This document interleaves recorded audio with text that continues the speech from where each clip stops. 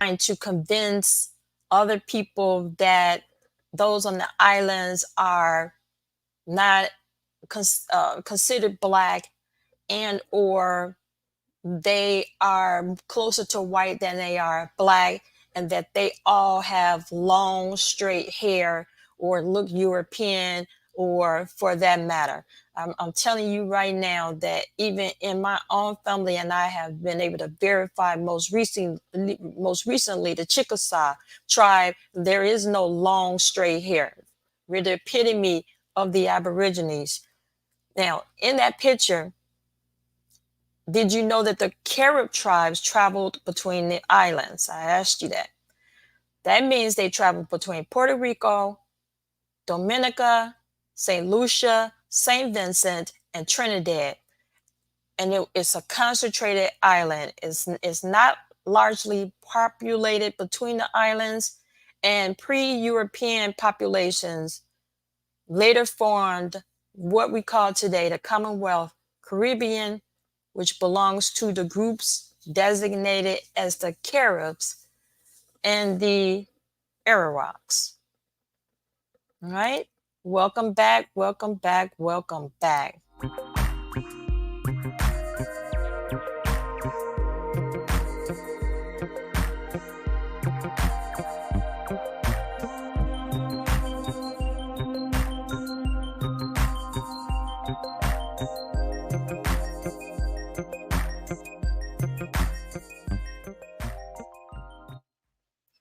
Okay, I have to take you on this virtual journey with me to the St. Kitts and Nevis Island. So virtual means we are going to do our thing with Google. Well, let's go.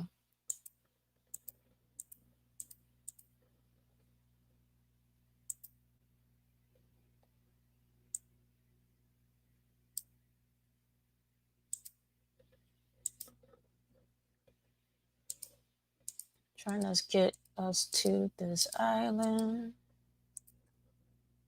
And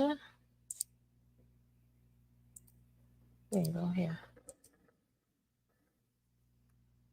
Now, did you ever know about, or had you ever learned about St. Kitts, Kitts? I personally had never heard of this island before last week, nor of any occurrences other than a lot of enslavement, of course, and wars. But for this matter, I think I just never focused on it like I have, for instance, Haiti's wars, or the wars of the Aboriginals of the both the, I guess it would be east and the west coast of the now United States. But there is something so interesting and fascinating about this history of the Aborigines of St. Kitts.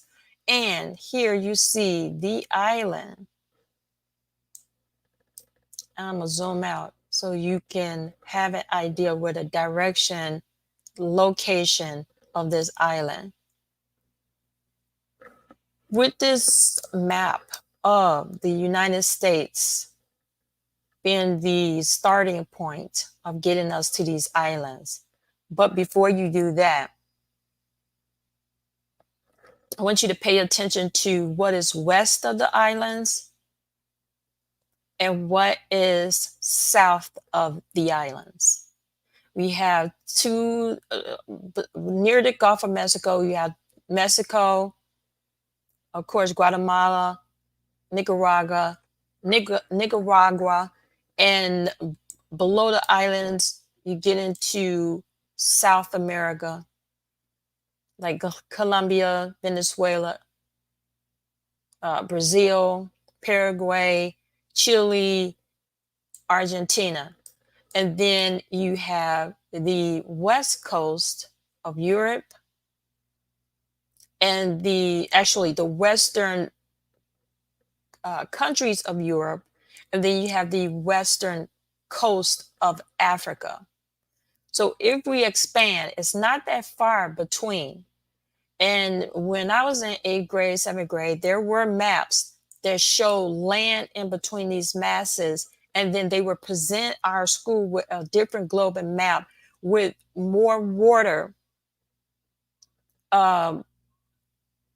where land was, which means the ice age, or the land was eroding, and or ice was melting, or was in its last stages of the last ice age, or it's just the water was rising. So they would give us new maps with these land mass changes. And I've seen land connected between these continents. So if I expand, we will begin to see the islands most close to Mexico, South America, and Florida. Near Florida, you have islands of, let's start here, um, part of the British, some of the British Isles, Nassau, which is British. You had the Bahamas. Zoom back out some. Let's see what we have. We have Key West that is still connected to Florida. There are other islands that they're named, and they're settlements of British, Spain, Portuguese, France, and many other countries or continents. Okay, so when we continue to try to go to these islands here, I think I need to get closer. You then begin to get, I don't even see Haiti and Puerto Rico. Why is my map not showing that? Okay, but this is Google and it actually should.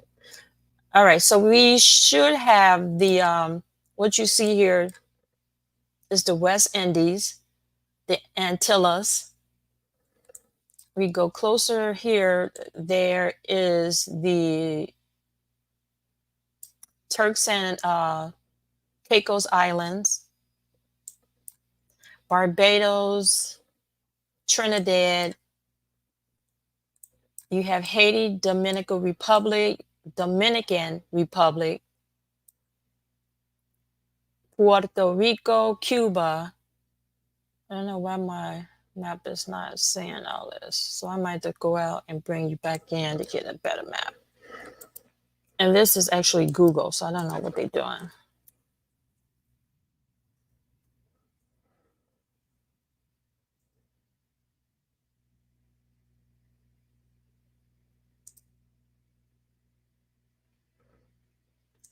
We'll go back in. But get into this island so that we are able to see, pulling this map up so that we can see how this actually looks. But I am looking for them to name okay, there we go. Puerto Rico, Cuba, the Bahamas, Cayman Island, Jamaica, the British Virgin Islands. All right, we're here.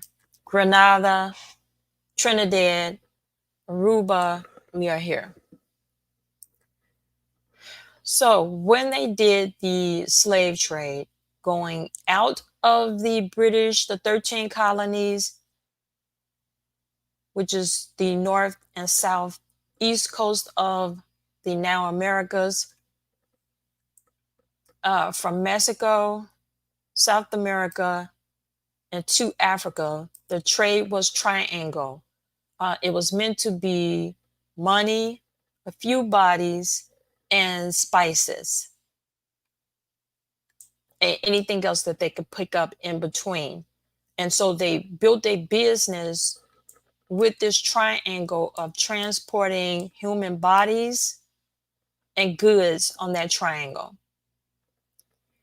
They also stopped and brought many Africans from Africa, what is known as Africa today, to these islands.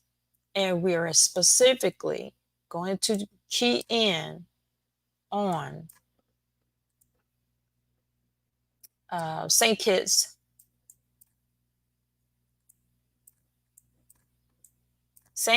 and Nevis. And here it is here.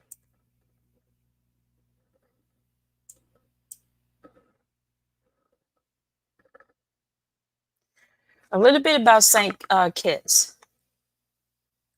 This is it here. You can see it in red there. I'm going to click it, see if it takes us. Let's give you a little visual. This is St. Kitts, the island of St. Kitts. It's officially called St. Christopher. And with that name, I can kind of tell where they're going to go with this Christopher thing. And you can bet it's Christopher Columbus. St. Kitts, Christopher, it is an island in the West Indies. And to describe it, is the west of the island borders of the Caribbean Sea and the eastern coast that faces the Atlantic Ocean. St. Kitts and the neighboring island of Nevis is legally one country. Let me go back and pick up that island again. So Saint Kitts and Nevis is connected. It's one island.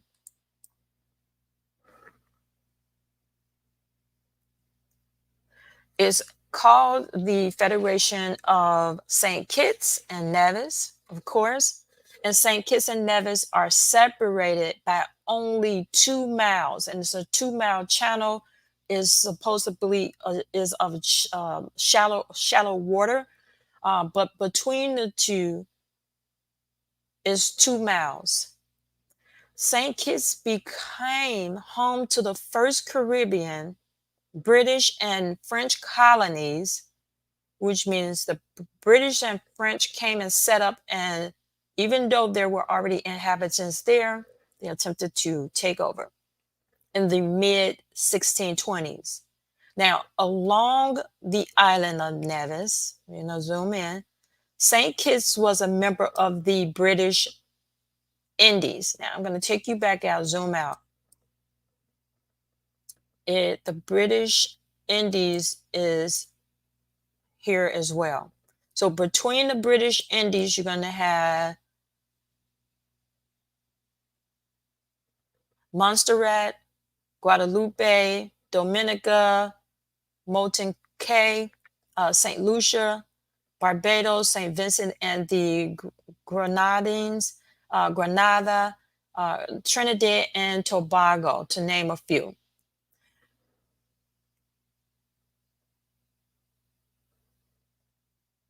St. Kitts and Nevis was a member of the British West Indies until gaining its independence only as latter as September 19th, 1983. So they just celebrated their independence on September 19th of this year. The island is one of the Leeward Islands in the Lesser Antilles. It is situated about, let's zoom in, 13, well, not 13, but 1,030 miles southeast of Miami. There's Miami there. So from where I'm pointing with the marker circling the tip of Florida back to this red locator here is St. Kitts. The land area of St. Kitts is about 65 square miles. Let's zoom back in, get back to the island. It's about 70, actually not 75, but 65 square miles. And it is approximately 18 miles long and about 5 miles across. So you can see here, 18 miles long and 5 miles across. 5 miles is not that far, but that's the distance. St. Kitts has a population of about 40,000 people, and it is stated that the majority of the population are of African descent. That means that they are people of color. The primary language in St. Kitts is English, with residents calling themselves Kittitians. Kittitians. Now, if you take a look here, you will see many of the islands are south of the United States. Imagine them traveling between these islands, taking the original inhabitants from them, moving in or bringing other inhabitants that look very much like them from across the world, from other islands, and including from the north and southeast coast of the Americas. This is how close we are from the United States to these islands. And a lot of trading took place of humans, separation of humans, wars, torturing of humans, uh, ending of lives of humans. Okay, that happened. Now, let's see here. About during the last ice age, the sea level was at 300 feet. The average person, let's say, is 5 feet. Let's even say 6 feet. So the island of St. Kitts and Nevis is 300 feet lower, and that means below sea level. Right? St. Kitts was originally settled by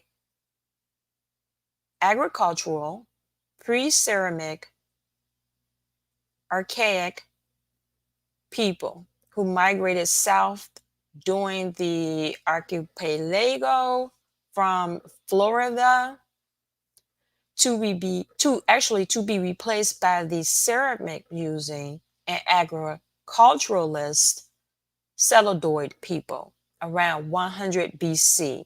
BC is before Christ. They then migrated to St. Kitts North, and let's zoom back in. So they left Florida and migrated pre-colonial, pre the birth of Christ.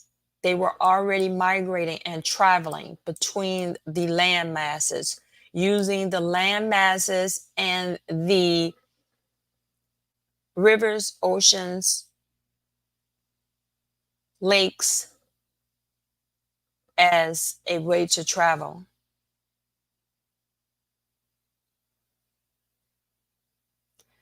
It states that they migrated to St. Kitts North from the banks of the Orinoco River in Venezuela. And we can go down to Venezuela, find out what's going on there, how it looks. Where is Venezuela? Here.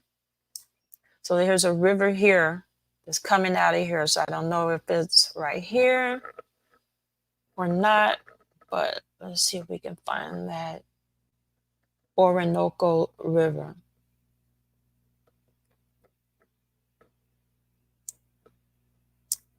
Here it is here. I'm going to zoom in for you. This is the Orinoco River that they traveled from to get to St. Kitts. They migrated from landmass to landmass and they used rivers. So right here, this is the river. Zoom back out.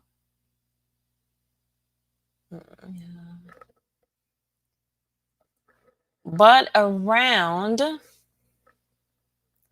1800, but around 800 after death, AD, meaning after the death of Jesus Christ, they were replaced by the Ignuri people, the members of the Arawak group, which is also a indigenous tribe of African descent. Around 1300 AD, the Kalinago, or the Carib people, and Carib means Carib, Caribbean, but it also means cannibal. The Kalinago or Carib people arrived on the islands. These agriculturalists quickly dispersed the Ignuri and forced them northwards to the Greater Antilles. So they originally was here and got forced somewhere near here. The Antilles is somewhere near here. It's above what we call it, South America, but east of the islands, it's south of Haiti and Dominican Republic. They named St. Kitts to mean fertile island. Fertile, not turtle, but fertile, Fertile, and would likely have expanded further north if not for the arrival of Europeans. So I'm going to go right back to St. Kitts so we can have an idea. I wanted to do virtual by going to one of the towns and see what's going on. So let's go in and visit a town virtually.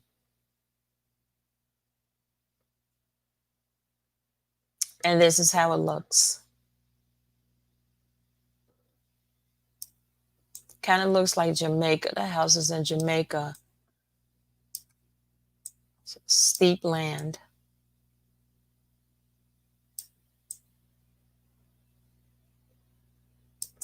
And that's funny. I'm going to look at who submitted this photo.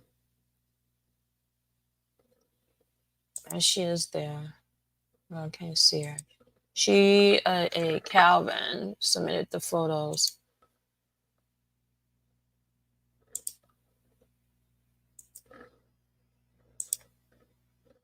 So I went back out. What happened? Here we go. So this is a virtual picture of Monkey Hill of St. Kitts. Let's look at some more pictures. This is the terrain, the mountains, which help them to be able to survive when they are at war. They're able to go deep into the mountains. And it's ironic that these mountains are here doing this airing because I spoke to a paternal aunt yesterday. And she stated how the Chickasaw was ran off the land and they retreated, the Chickasaw retreated to the mountains to hide from the invasion of the colonizer or the European or whoever came to take over the land, the surveyors. But they did fight to the end. So that's one of my next airings or broadcasts regarding the Chickasaw tribe. Let me go back out. See if I can find another town to go to. I see how their apartments look. Again, this is actually a hotel. Rooms appear to be small, but it is nice. It is very nice. Okay, and let's try something. Let's try a grocery store. See how they're shopping.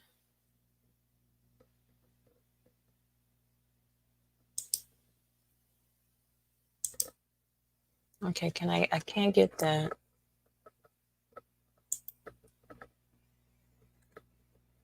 A lot of stuff is not coming up.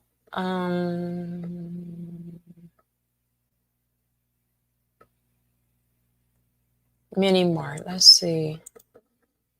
I need to come up for there. Police station, no. Apartments, no. Nothing there. Trying to take a virtual trip, guys.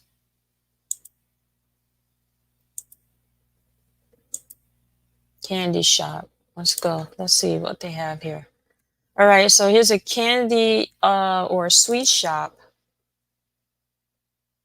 here in St. Kitts. Just taking a little a virtual journey.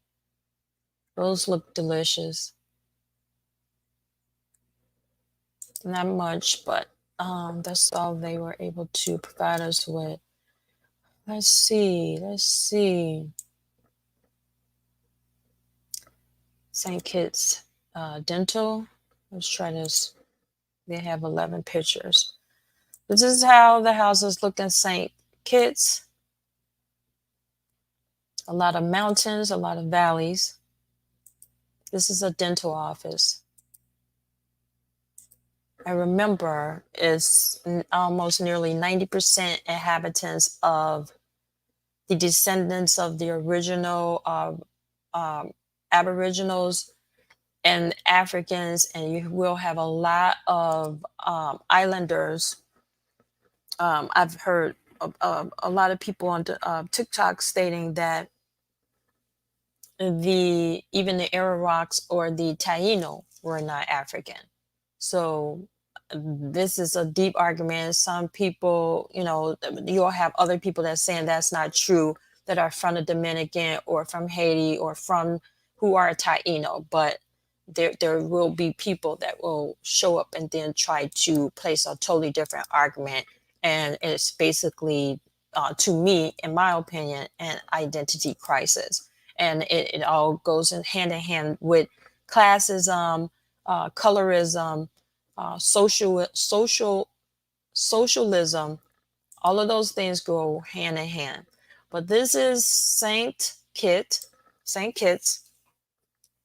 and I will continue. A Spanish expedition under Christopher Columbus arrived and claimed the island for Spain in 1493.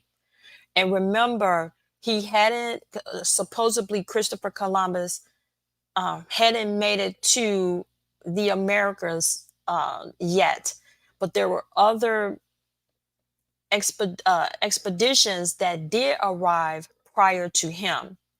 So there are other explorers that did arrive prior to Christopher Columbus. They kind of blended in with the natural inhabitants there, or the native inhabitants, the Aborigines, and they commingled or existed, or sometimes they didn't survive based on Indian attacks. Christopher Columbus arrived to St. Kitts and claimed the St. Kitts Nevis Island for Spain in 1493. And Christopher Columbus, I believe, is Italian or Spanish. But nonetheless, the first English colony was established in 1643. Let's do the numbers. The first Spanish colony arrived in 1493. The first English colony 1623, 1493, 05, and 3. That's 130 years later when the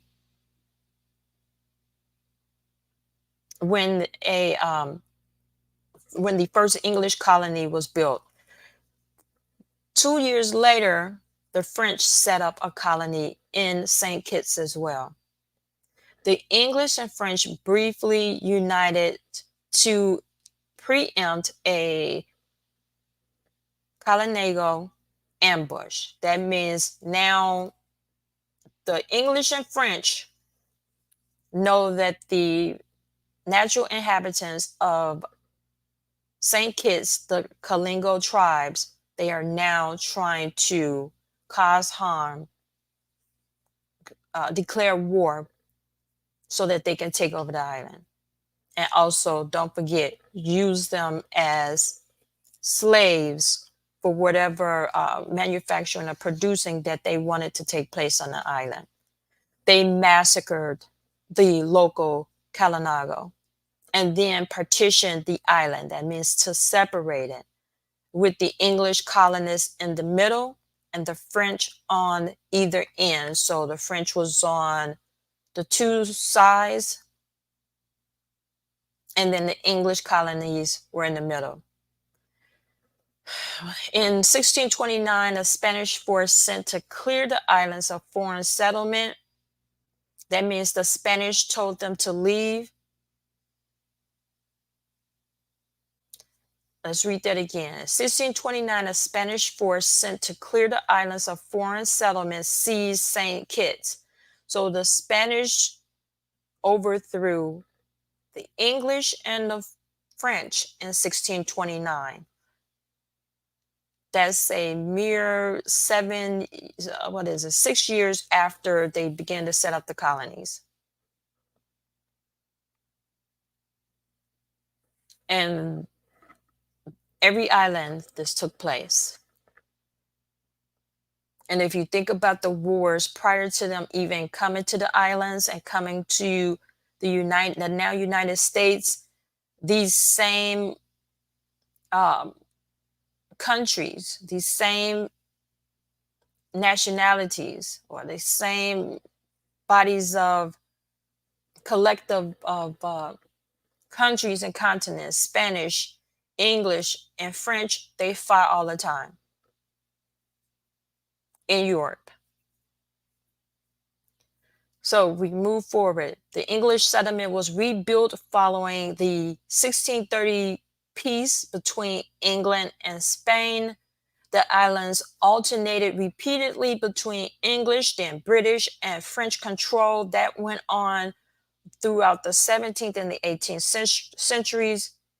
And then after a while, they became one power and took over the whole island. So they fought between each other to take over the island, and then they united as one to finally, take it over. But after that happened, it switched back in the hands to, not a unit of the three, but it came out of the hands of the whole and went back due to treaties or military action. Whoever won those treaties and military action. So you see a lot of power struggle going on. You see a lot of wars going on. You see fears of being overtaken and war declared. Remember, they said they massacred them.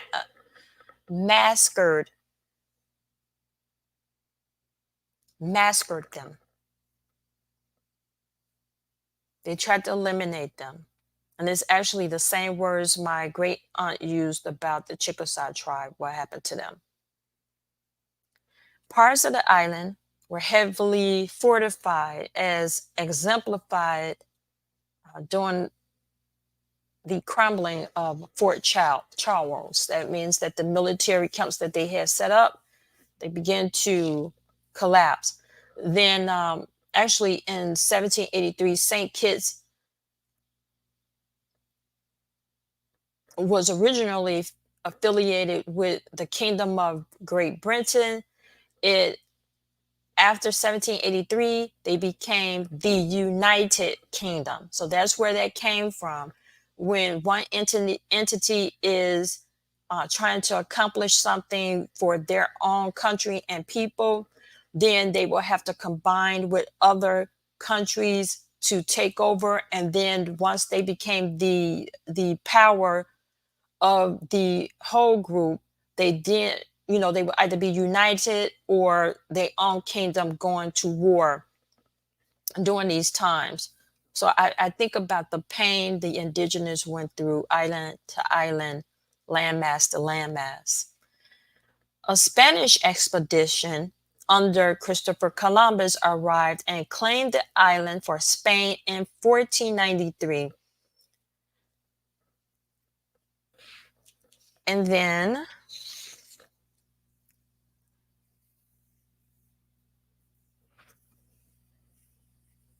the island with in reference to slavery. So of course at this time they're declaring war to force the inhabitants into slavery, not to mention those that they brought with them And that island is not that large, so they didn't bring a lot of people to this island for slavery, but they did. So all you have to do is kind of breed sometimes as well. But the island originally produced tobacco, but farmers switched to sugarcane in 1640. And it's probably because of uh, the environment, or maybe because one was more profitable and easier to grow. In 1640, because of stiff competition from the colony of Virginia, and Virginia and North Carolina is known for tobacco, which means that Virginia had the environment for growth and production, probably had the manpower for tobacco growth. So they're stating here in St. Kitts, they gave up tobacco in 1640 and switched to sugarcane because of the competition from the colony of Virginia, who wasn't yet a colony yet.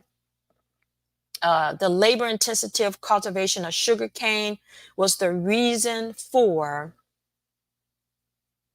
the large-scale importation of African slaves.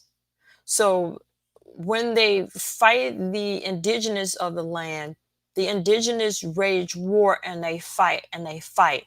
That doesn't mean that the any Africans that came didn't fight or want freedom.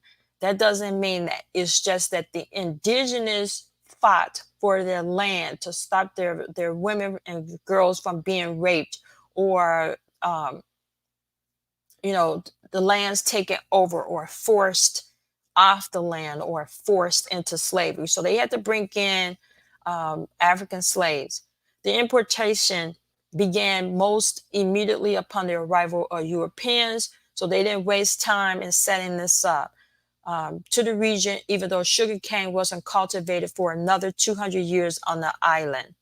That's crazy. So you 1640 plus 200 years, that would be 1840 when they actually started the cultivation of sugarcane. That means the growing of the planting, the growing, the harvesting, cultivating, harvesting of sugarcane, leading some to discredit the earliest claims of imported Africans, which means that the Africans, how they lied and said that they brought Africans in. If the sugarcane wasn't productive until 1840, you couldn't have brought the Africans in 1640 or before. That means they actually used more of the inhabitants, the indigenous that were already there, and they were able to blend in because the the phenoms are so much alike. The purchasing of enslaved Africans was outlawed in the British Empire by an act of parliament in 1807. Slavery was abolished by an act of parliament, which became law on August 1st, 1834. So it was outlawed in 1807,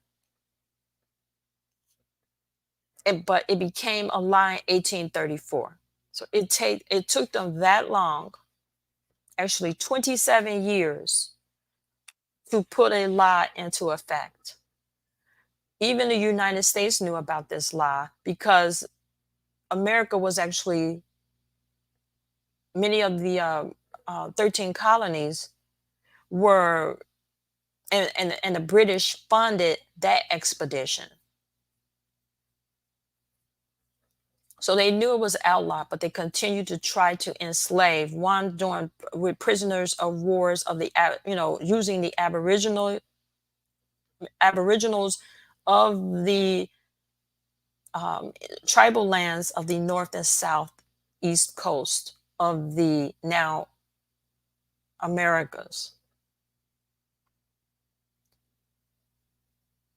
So many of them became enslaved prisoners of wars, and then their identities changed to black or colored, even though they were Indian. And we know that by Walter Plecker's 1943 letter to agents that were actually responsible for issuing documentations for identity. Now, this emancipation was followed by 4 years of forced enslavement. 4 years.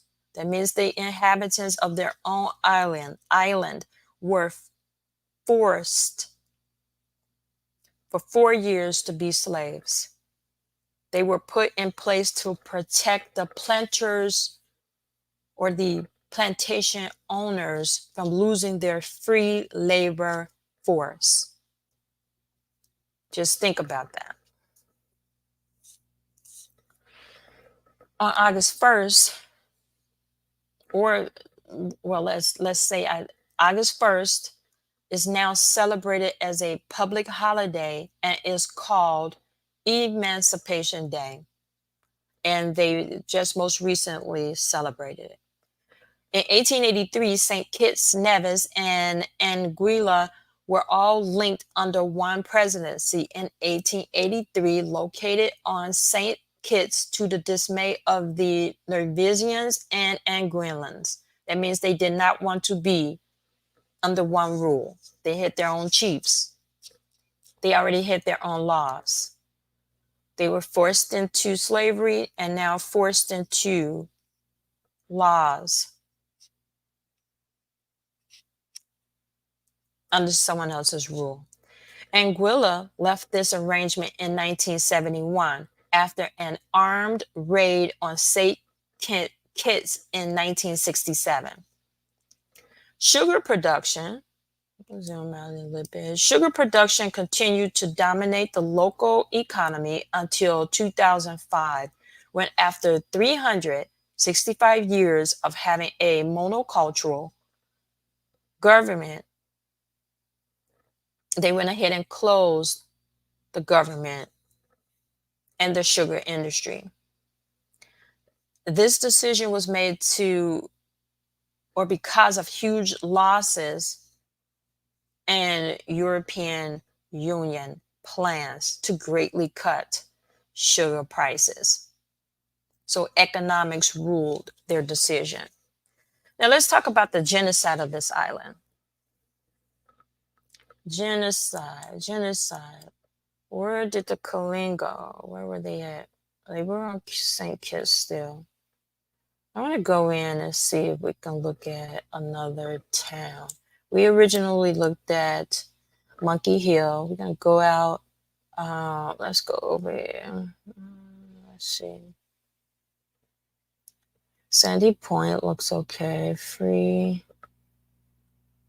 I say Echo Park. Large Village. Phillips Village.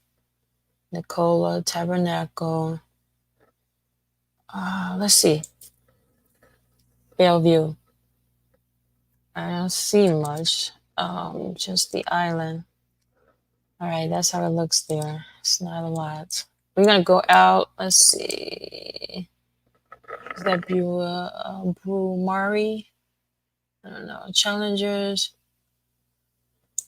This looks down.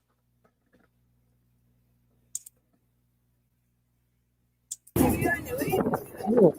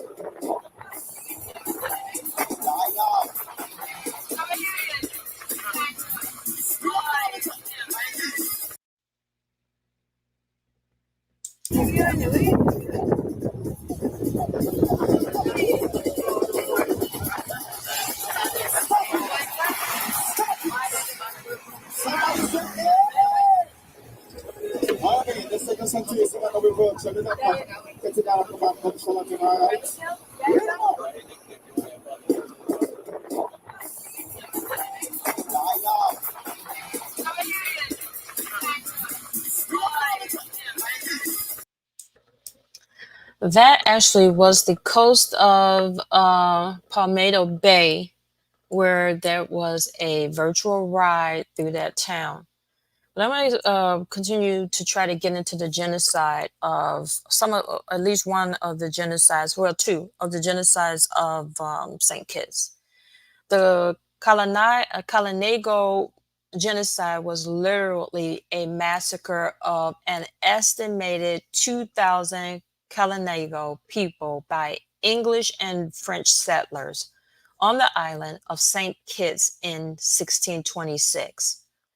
So when I was describing those days earlier, the wars that took place, or the genocides, or the intentionally um, taking or unaliving someone, I actually wasn't able, and what actually was just going over the dates. But here we are, pinpointing a particular tribe that we definitely know that was at the hands of both the English and French settlers to the island.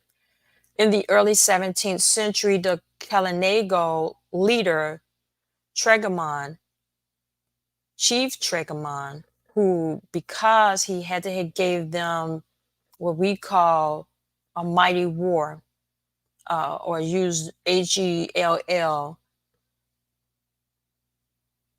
If you type in TEGREMOND, not much is going to come up. And even in the United States, when you're dealing with the Powhatan tribes, the um, part of the Shawnee, the Tuscarora, the Chickasaw, because they were such mighty warriors, and they gave the settlers and the colonizers mighty wars and treacherous wars, and wars sometimes wiping out a lot of the settlers. You will see that a lot of these tribes are not oftentimes recognized, and they're federally recognized, and then it was an attempt to wipe them out, and then you don't see much about the warriors. They don't want that name to exist because they were there, it was their opposition.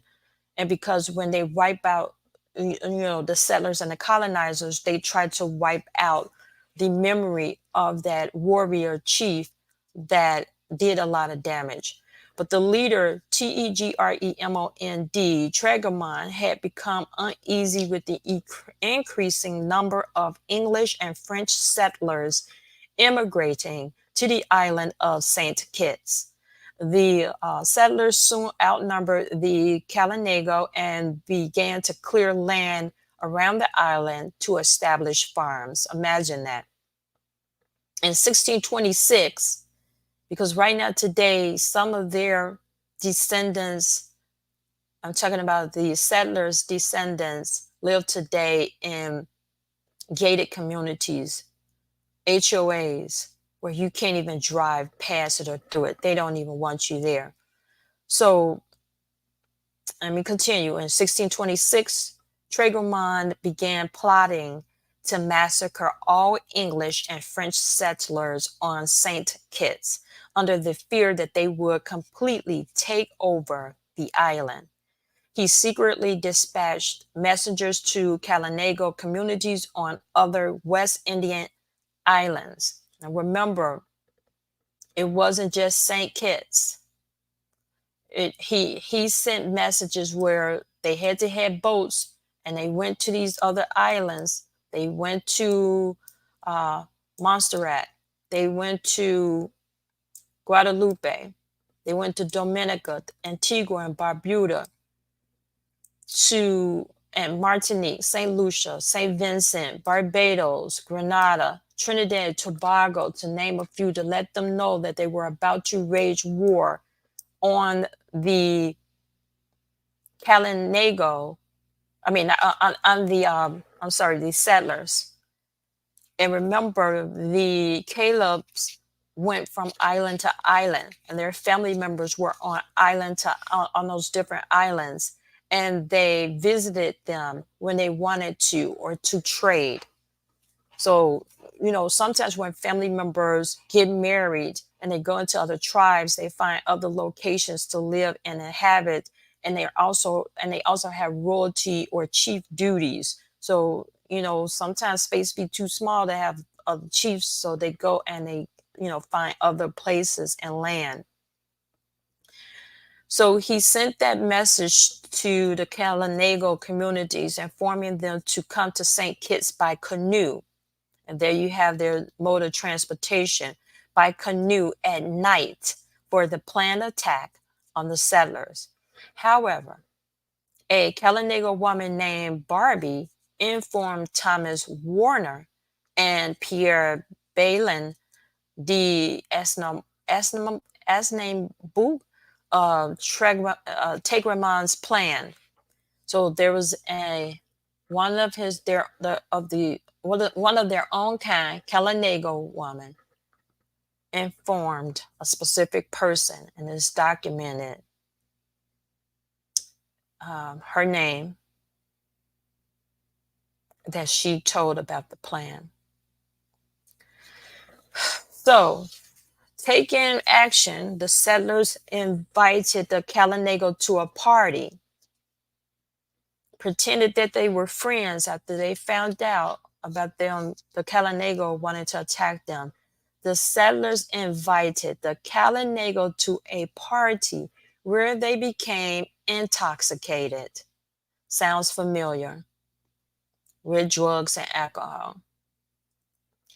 When the Kalinago returned to their village, the settlers attacked them, and 120 Kalinago were killed in the attack, including Tegramon. The following day, roughly 4,000 Kalinago were forced by the settlers into the area of Bloody Point and Bloody River. All right, so I'm going to zoom in and find this river. Got to go back to the island.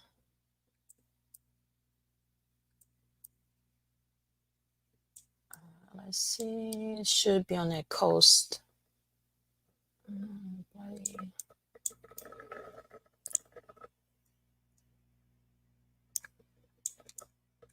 Wait a second.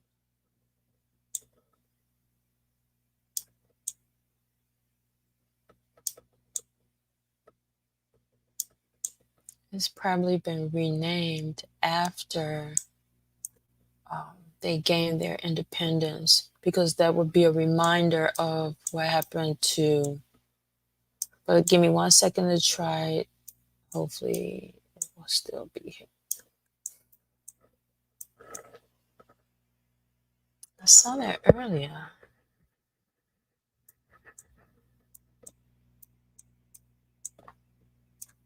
Zoom it back out. Okay, I'll find it. Bloody Point.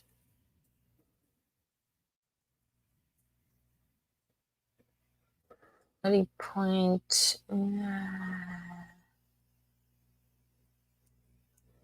And Bloody River.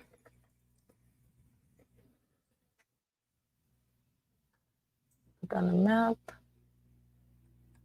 It is at the tip.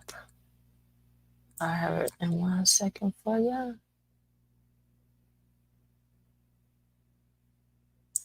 Why are they saying that this is in near Washington, D.C.?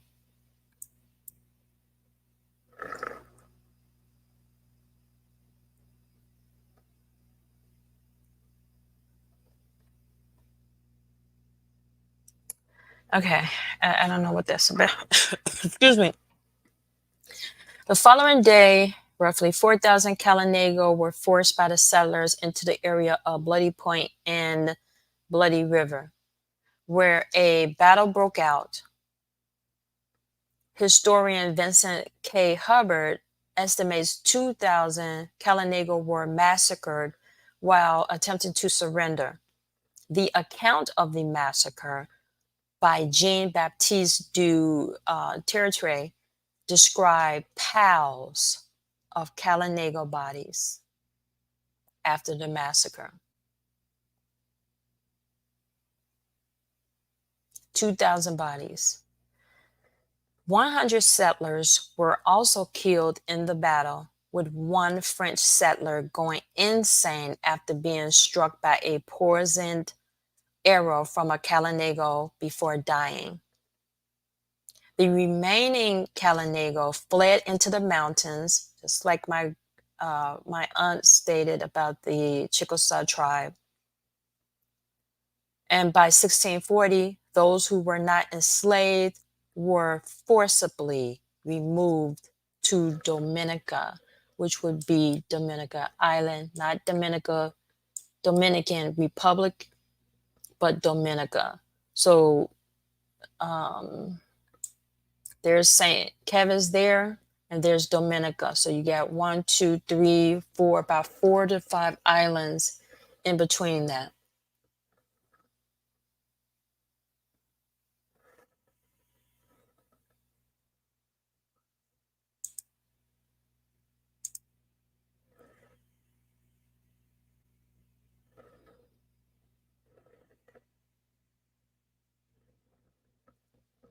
Here we go here. So after they massacred them from the St. Ives Island here, okay, I have that highlighted with the arrow. They then forced them to go to the Dominica.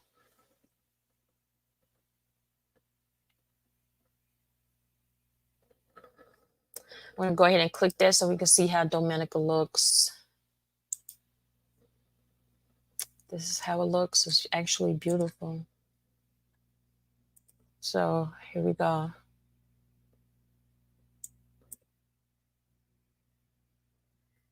There are actually houses there. Every island, this is happening to and on. Every island. It is sometimes it's very, very painful to see such heinous acts and to know of them. It's like someone has a car and then someone tries to take that car, but it's yours. You don't know the person, or they try to come into your home and take over the home. And it's funny because when you think about the settlers descendants of today, and the animosity and the hate that they have towards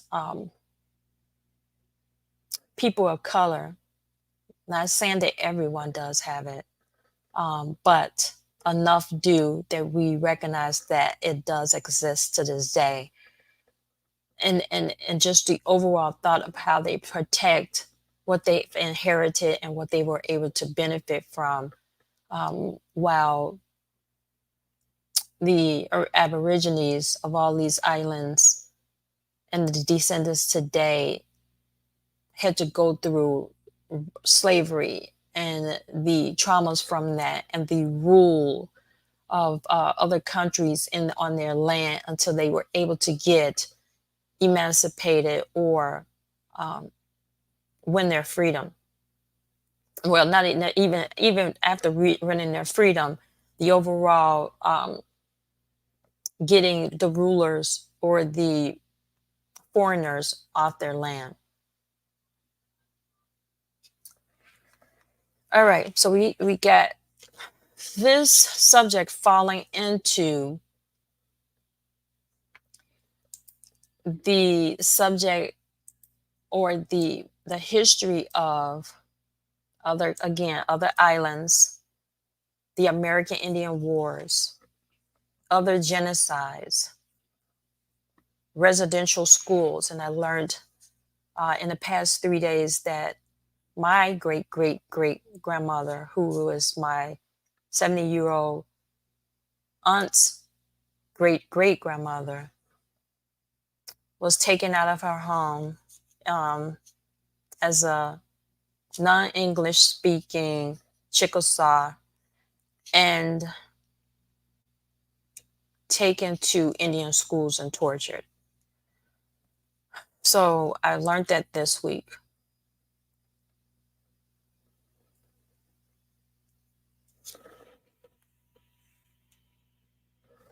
right?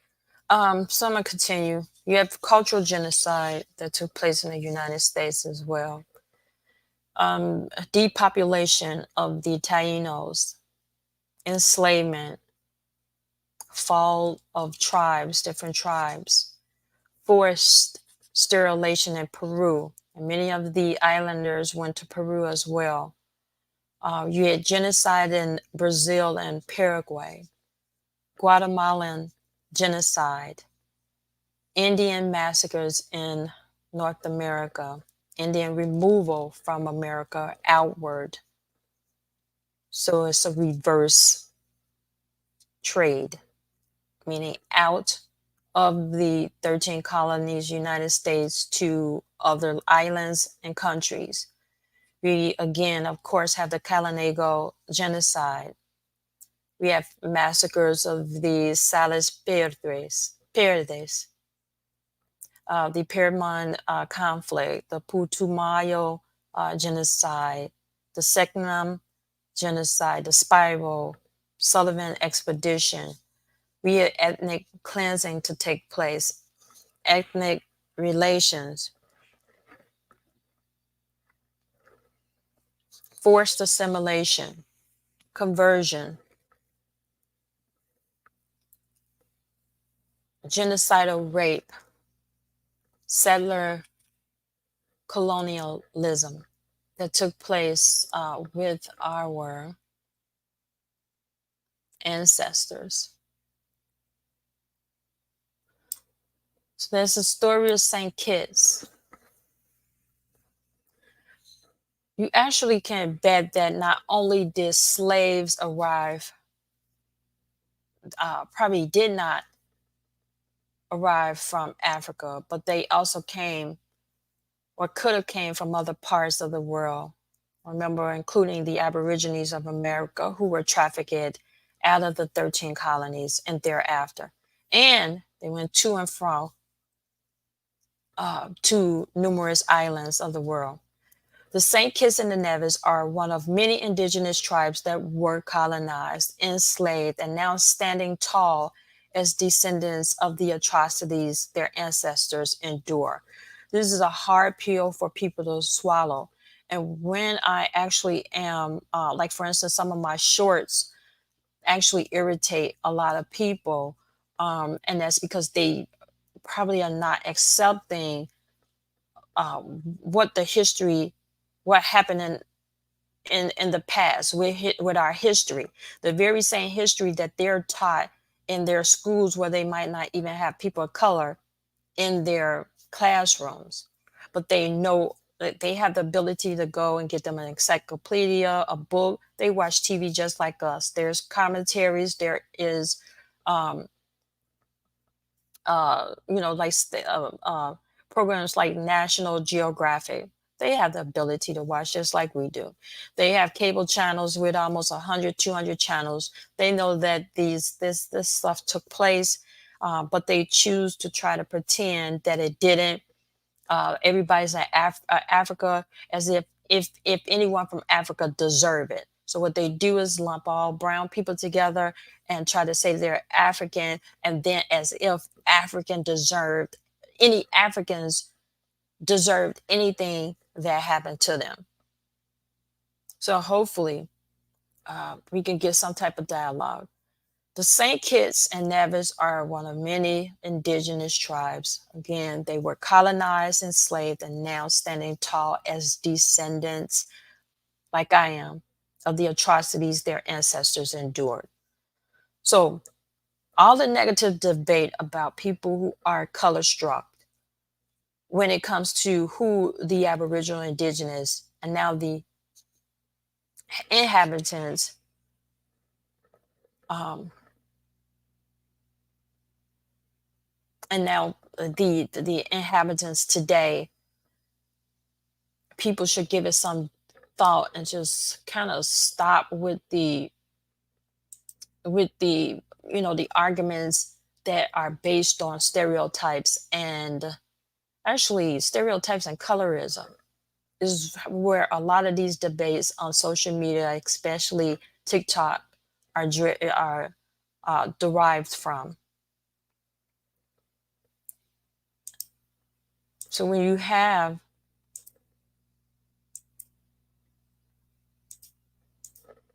people that look like this, you want to lump them and say that they're from Africa. I have natural, what do you call it? Not natural, but wrong phrase. I have ancestors, again, from the Powhatan tribe, the Muskogee Creek, verified. Chickasaw tribe, verified. Tuscarora tribe, verified. Choctaw tribe, verified. Powhatan tribe, Shawnee tribe, verified. Pamunkey, verified. Cherokee, verified. So when you see a picture like this, these people are natural inhabitants of, say, Kitts and Nevis. Nevis.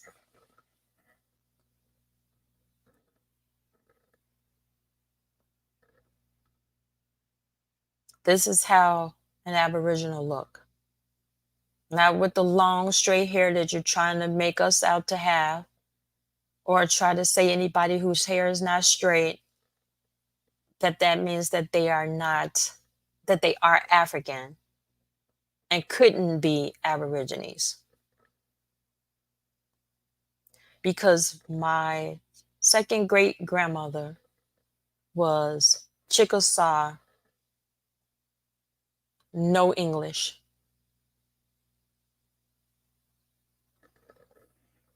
All right? Although she has straight hair, long hair.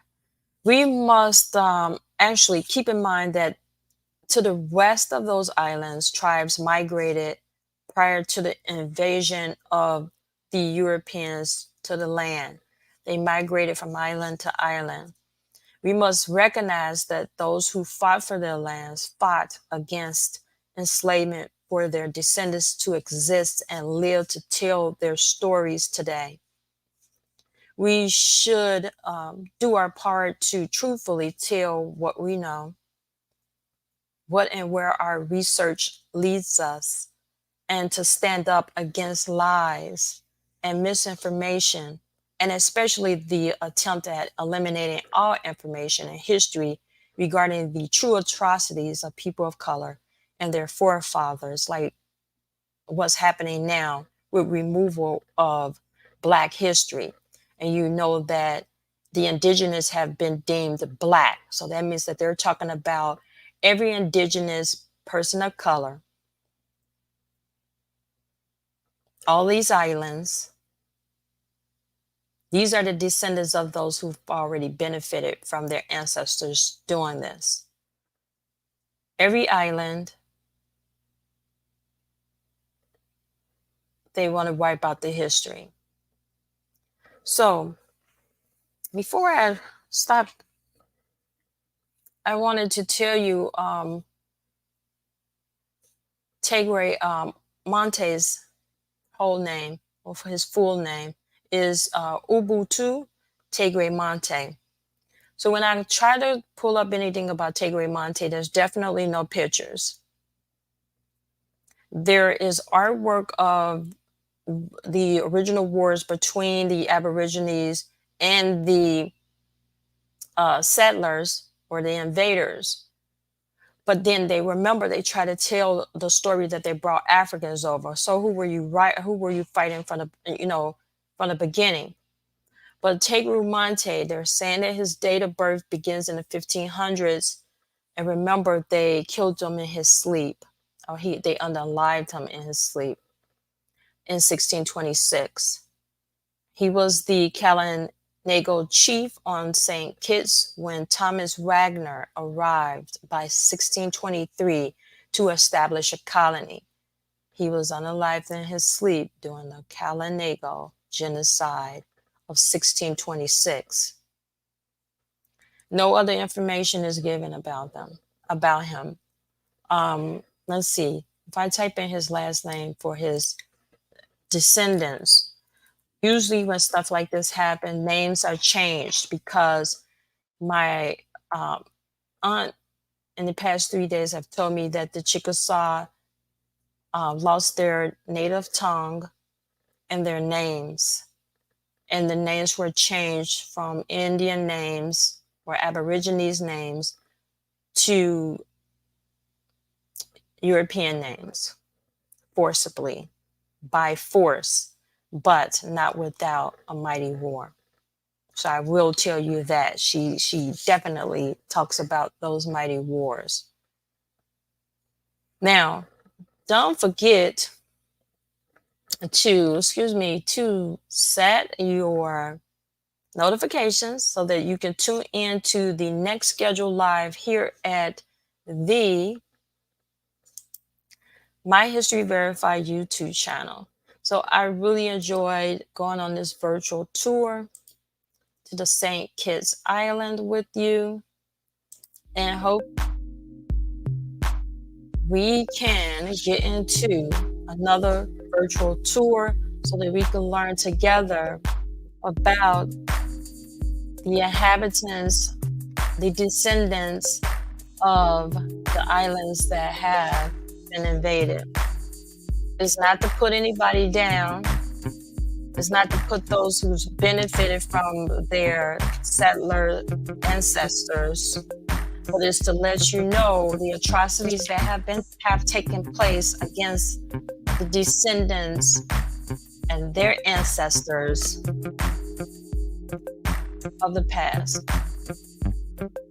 Just like the descendants of the settlers are here, we didn't wipe out the descendants of those warriors. We're still here. We're still here. I have a brother, a paternal brother, who is on this same journey. And we're happy because we've learned what we learned about our ancestors. We actually had a picture in our possession, and I sent it to him yesterday. He had already seen it, but he didn't know. And the entire 3-4 years that I've had the picture, didn't know that it was my own grandmother, who is a Chickasaw descendant. And on that picture set my grandmother's mother and father, who are Chickasaw by blood. And that would be my great grandmother in the picture, but my great grandmother in the picture, it was her mother, who was the full blood Chickasaw, who was forced into the Indian schools.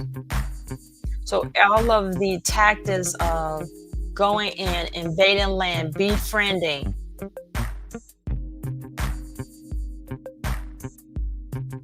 unaliving, enslaving, impregnating, forcibly, for free labor as well.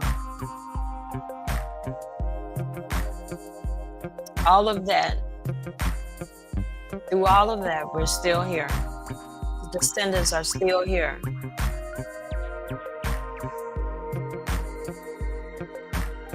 I'm out.